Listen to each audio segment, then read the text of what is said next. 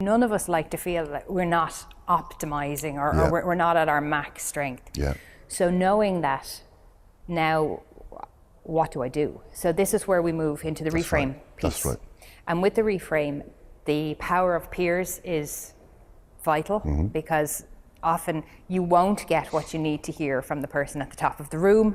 You may not get it back in your organization, but you can get it with people who are going through the same experience as you.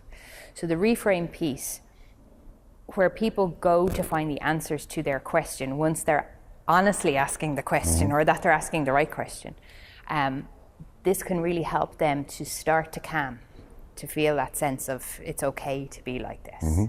And again, this is why one of the reasons that when we're using the model in our actual programs, it's important that we let our participants know that they'll feel like this. Absolutely. And if they do, they're nearly doing it correctly. Yes, absolutely. We have to help people understand that this is a very natural part of the transformation of the change, this personal change process. That disruptive reframing, reflecting discomfort potentially, and for some potentially extremely discomfort.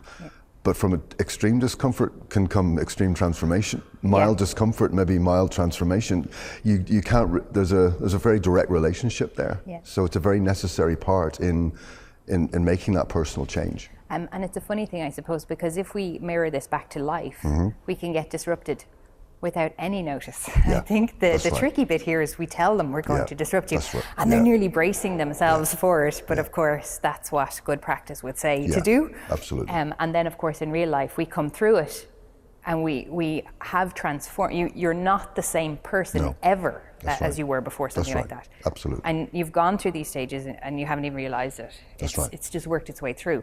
So I suppose what part of the challenge is here using the HIT model is that we're breaking it down. So it's nearly, there's an unnaturalness about it because we're making these stages very obvious, whereas in real life it may not be so obvious. Absolutely. A lot of this change may be unconscious, so gradual, not necessarily subtle, but we sometimes forget where we started. When we actually, at the end of this program, we may forget where we started, and that's where we advise journaling and things like that. And also that whole cycle is continuous as well, and the stages are not as distinct as we might think. And we can go back on each stage as well. We can continuously reflect, reframe, disrupt back to, we can go from any stage to any stage.